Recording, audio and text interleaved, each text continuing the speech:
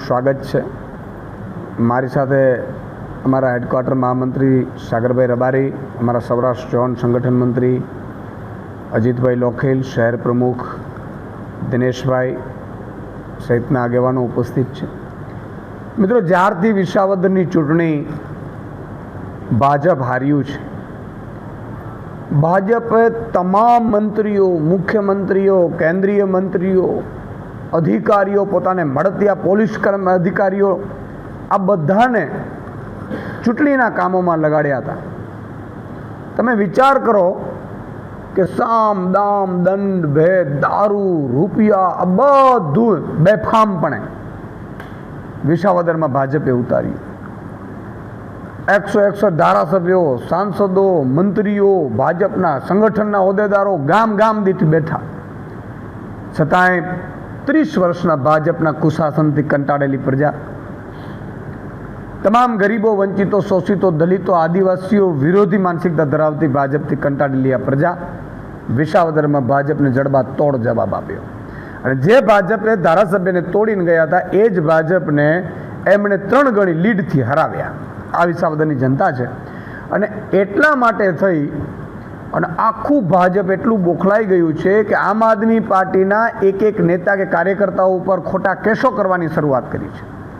અને એનો ભાગે ચેતરભાઈ વસાવા ઉપર, માનનીય અમારા ધારાસભ્યશ્રી છે ચેતરભાઈ વસાવા સંકલનની મિટિંગમાં ગયા હતા અને એમણે ભ્રષ્ટાચારનો મુદ્દો ઉઠાવ્યો અને અનઅપેક્ષિત જે લોકો હતા ભાજપના, જે સમિતિમાં હતા, મિટિંગોમાં બેસે છે, એ કઈ રીતે બેસે છે સવાલ ઉઠાવતા ભાજપના નેતાઓએ ચેતરભાઈ ઉપર હુમલો કર્યો, એમની ફેટ પકડી, એમના બટન તોડી નાખ્યા અને એમને મારવાની કોશિશ કરી। તમે વિચાર કરો કે એ મારવાની કોશિશ બાદ ચેતરભાઈએ સ્વયંભૂ અરજી લખી અને પોલીસ સ્ટેશનમાં આપે છે અને ભાજપના નેતા વિરુદ્ધ ફરિયાદ કરે છે। પોલીસ એની ફરિયાદ લેતી નથી। પોલીસે બંધારણનું કે એમણે જે શપથ લીધું એનું પાલન કરતી નથી। પણ ભાજપવાળાના કહેવાથી પોલીસ એ જ સમયે ચેતરભાઈની અટકાયત કરે છે, ધરપકડ કરે છે અને ચેતરભાઈ ઉપર પોલીસ ફરિયાદ કરે છે। અને ચેતરભાઈના પરિવારને મળવા દેવામાં નથી આવતા, વકીલોને મળવા દેવામાં નથી આવતા। આખા સેંકડો પોલીસો જે ખરેખર પ્રજાના સુરક્ષા માટે છે એ ચેતરભાઈ માટે લગાડી દેવામાં આવે છે, જે જાતિ કરી પબ્લિક ન આવે। આના 2 કારણો છે। એક તો ભાજપ છે એ આદિવાસી સમાજની વિરોધી માનસિકતા ધરાવે છે। આદિવાસીનો કોઈ યુવાન આદિવાસી સમાજનો અવાજ બને એ ભાજપ ઈચ્છતું નથી। ભાજપ આવા યુવાનોને કચડી નાખવા માંગે છે કે જેથી કરીને આદિવાસી સમાજમાં જે હજારો કરોડ રૂપિયા આવે છે એ ભાજપના નેતાઓ ઉલેચી અને પોતાના ઘરે લઈ જાય, એટલા માટેનો આ ષડયંત્ર છે। તમે જો ચેતરભાઈ વસાવાએ ચાલુ મંત્રીની સામે પડ્યા, ચાલુ મંત્રીના 2000 કરોડથી વધારેનો મનરેગા કૌભાંડનો ભ્રષ્ટાચાર બહાર પાડ્યો, એમના દીકરાઓને એમની જ પોલીસે પકડ્યા। અને હવે તાલુકા જિલ્લામાં જે ચેતરભાઈ પાસે કેટલા નાગરિકો આવે છે કે અમારા રૂપિયા ખાઈ ગયા છે, અમારા રૂપિયા ખાઈ ગયા છે, આ બધાય કૌભાંડો જ્યારે ચેતરભાઈ વસાવા બહાર પાડી રહ્યા છે એટલે ભાજપવાળા વધારે બોખલાઈ ચૂક્યા છે। કારણ કે ભાજપ છે એ ઈચ્છે છે કે કોઈ પણ આદિવાસી સમાજનો અવાજ બનવું ન જોઈએ। એટલે ઉમરગામથી અંબાજી સુધી અત્યારે આદિવાસી સમાજમાં ખૂબ રોષ છે ચેતરભાઈની ધરપકડને કારણે, ખોટી ફરિયાદના કારણે। અને આખા ગુજરાતમાં પણ એક મેસેજ છે, આમ આદમી પાર્ટીના કાર્યકર્તાઓમાં પણ રોષ છે કે આ શું થઈ રહ્યું છે, લોકતંત્રની હત્યા થઈ રહી છે। એક માનનીય ધારાસભ્યની તમે વિના કારણે અટકાયત કરો છો તો સામાન્ય નાગરિકનું શું થતું હશે? તમે વિચાર કરો, આદિવાસી સમાજનો અવાજ બનેલા ધારાસભ્ય શ્રી મજબૂત નેતા ચેતરભાઈ વસાવાની જો ધરપકડ કરાતી હોય અને એમની ઉપર ખોટી ફરિયાદો કરાતી હોય ને એમની ફરિયાદ લેવામાં ન આવતી હોય તો એક સામાન્ય આદિવાસીની હાલત શું થતી હશે ભાજપના રાજમાં? એટલે હું તમામ આદિવાસી સમાજને વિનંતી કરવા માગું છું, તમામ આદિવાસી સમાજના તમામ પાર્ટીના નેતાઓને અપીલ કરવા માગું છું કે જે નેતા ભાજપના દલ્લા નથી એ નેતાઓને મારી વિનંતી છે કે સમય બાકી ગયો છે। આદિવાસી સમાજે અંગ્રેજોને ભગાડ્યા છે તો આ જ સમાજ છે એ આ ભાજપના નેતાઓને ફોન કરો અને પૂછો કે હજારો કરોડ રૂપિયા તમે અમારા ખાઈ ગયા, જે ખરેખર મનરેગા યોજના ગરીબો, વંચિતો, શોષિતો માટે હોય છે, 100 દિવસની રોજગારી હોય છે અને એનાથી એના પેટ ભરાતા હોય છે, એના રૂપિયા ભાજપના નેતાઓ ખાઈ ગયા અને એનો અવાજ જ્યારે ઉઠે છે તો એ રૂપિયા પાછા તો આપવા નથી પણ અવાજ ઉઠાવનારને ખોટા કેસમાં ફસાવે છે। તો આદિવાસી સમાજના એક યુવાનની ફરજ છે કે સવાલ કરે, અને મને પૂરો વિશ્વાસ છે કે આગામી તાલુકા જિલ્લા પંચાયતની ચૂંટણીઓમાં આદિવાસી સમાજ ભાજપ વિરોધ મતદાન કરશે. બીજું મિત્રો, તમામ સમાજો પાછળ આદિવાસી સમાજ ભાજપ પડ્યું છે. તમે જો દલિત સમાજ પાછળ છે, એમની ઉપર પણ ભાજપ અત્યાચાર કરી રહ્યું છે ચારે બાજુથી.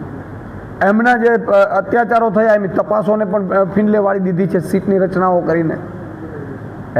એનાથી મોટું હમણાં ક્ષત્રિય સમાજ જે ભાજપને પરચો દેખાડે એવો સમાજ, એમના સમાજોને પણ હેરાન કરવાની કોશિશ કરી રહ્યું છે. ક્ષત્રિય સમાજમાં પણ ખૂબ નારાજગી છે. હું સમગ્ર ક્ષત્રિય સમાજને કહેવા માંગુ છું કે આ એમને એમના મહામંત્રીને મોકલવામાં આવ્યા છે ચેતરભાઈ માટે ત્યાં. એમની મેં અત્યારે જ સાંભળ્યું છે કે પોલીસે એમની પણ અટકાયત કરી લીધી છે. એટલે પોલીસે વિપક્ષ પાછળ લગાડવાનું હોય કે કોઈ લૂંટે છે, બળાત્કાર કરે છે, ચોરીઓ કરે છે, ગુનેગારો છે, એ બધા સામે કાર્યવાહી કરવાની ખબર નથી પડતી. એટલે ભાજપની મારે પોલીસને, ડીજીપીને પણ વિનંતી છે કે એક્શન તમને એટલે મળ્યું છે કે ભાજપના દલ્લાઓ અને ભાજપના ભ્રષ્ટાચારીઓને તમે છાવરો ને એની રખેવાળી પોલીસ બને, અને જે અવાજ ઉઠાવતા હોય એને પોલીસ અટકાવે, રોકે. આ શું થઈ રહ્યું છે? તો ડીજીપીની મારે વિનંતી છે ડીજીપી પાસે કે તમારી જવાબદારી છે કાયદો વ્યવસ્થા જળવાય, તમારી જવાબદારી છે કાનૂનનું વ્યવસ્થિત પાલન થાય, અને અમારા નેતાઓને રોકવાની જગ્યાએ તમે ભાજપના ભ્રષ્ટાચારીઓને જેલમાં નાખો. ચાલુ મંત્રી છે, એમને તમારામાં તાકાત હોય તો જેલમાં નાખો. એમના દીકરાઓ સંડોવાયેલા છે અને એમના જ ખાતામાં એમણે ભ્રષ્ટાચાર કર્યો છે, તો એમને પૂછતાછ પણ નથી કરતા.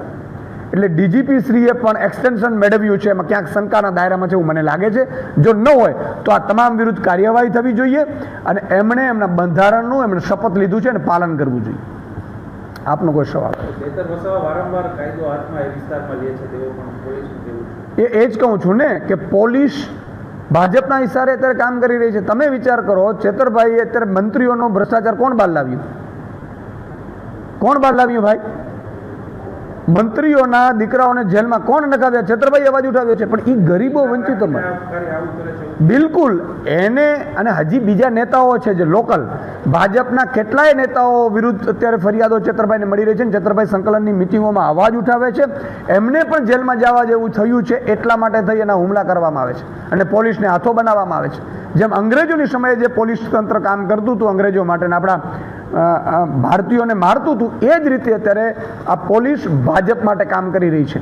અને એનો કારણ છે કે બળાત્કારો વધી ગયા છે, આત્મહત્યાઓ વધી ગઈ છે, હત્યાઓ વધી ગઈ છે, બેફામપણે કાનૂન વ્યવસ્થા તૂટી ગઈ, કારણ કે બધી પોલીસ ભાજપના ઇશારે કામ કરી રહી છે. તમે મને એમ કહો, વિસાવદરમાં 2 પોલીસ ઇન્સ્પેક્ટરોની નિયુક્તિ થઈ છે. 8 દિવસ પહેલાં નિયુક્તિ થાય છે ચૂંટણીના પહેલાં, પછી તરત બદલી થઈ જાય છે. એકને રિઝર્વમાં મૂકી દીધા છે. આ શું થઈ રહ્યું છે? એ એટલા માટે થઈ રહ્યું છે કે ભાજપ છે એ પોલીસનો એક હથિયાર તરીકે ઉપયોગ કરવામાં આવે છે. પોલીસ મિત્રોને પણ મારી વિનંતી, અધિકારીઓને પણ મારી વિનંતી છે કે રિટાયર થઈ જશો તો પણ આ તપાસો ખુલી શકે છે, સમજી લેજો તમે. અને ભૂતકાળમાં આવા કિસ્સા બન્યા પણ છે. એટલે મહેરબાની કરીને હાથા ન બનતા, તમારે રિટાયર સમયે, તમારા દીકરાઓના લગ્ન સમયે તમારે જેલમાં ના જવું પડે.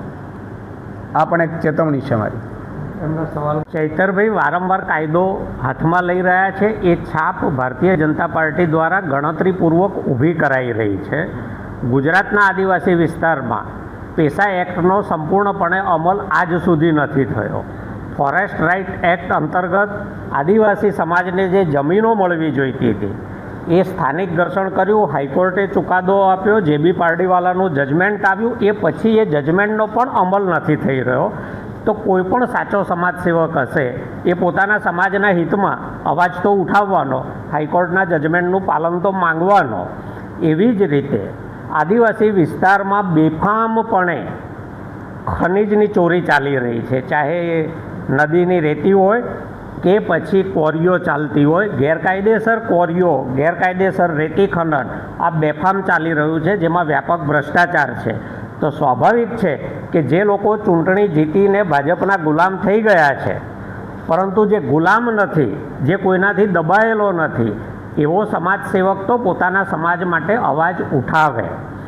એવી જ રીતે ST સબપ્લાનના ગુજરાત સરકાર જે બજેટમાં પૈસા ફાળવે છે, એમાંનું મોટા ભાગનું બજેટ, ચાહે એ નલ સે જલ હોય, ચાહે એ મનરેગા હોય કે બીજી કોઈ પણ સરકારી યોજનાઓ હોય, એનો બેફામપણે દુરુપયોગ થાય છે. તો એક ચૂંટાયેલા પ્રજાના પ્રતિનિધિ તરીકે જ્યારે ચૈતરભાઈ વસાવા આ અવાજ ઉઠાવે છે, ત્યારે એ લોકો પાસે કોઈ જવાબ નથી, કોઈ ખુલાસો નથી, એને ક્યાંય વ્યાજબી ઠેરવી શકતા નથી. એટલે આ પ્રકારની અફવાઓને પ્રોત્સાહન આપી અને ચૈતરભાઈની છબી ખરડવાનો પ્રયત્ન કરે છે. હકીકતમાં ચૈતરભાઈ જે વાત લઈને બહાર નીકળ્યા છે કે જે વાત વારંવાર જેને કારણે એમને સરકારી તંત્ર સાથે ઘર્ષણ થાય છે, એ મુદ્દો આ વ્યાપક ભ્રષ્ટાચારનો છે. એમના સમાજને જે કાનૂની અધિકારો છે, ચાહે FRAમાં મળે, ચાહે પેસા એક્ટમાં મળે, એ મેળવવાની વાત છે. અને એટલા માટે ભારતીય જનતા પાર્ટી એમની છબી ખરડવા માટેના પ્રયત્નો કરી રહી છે.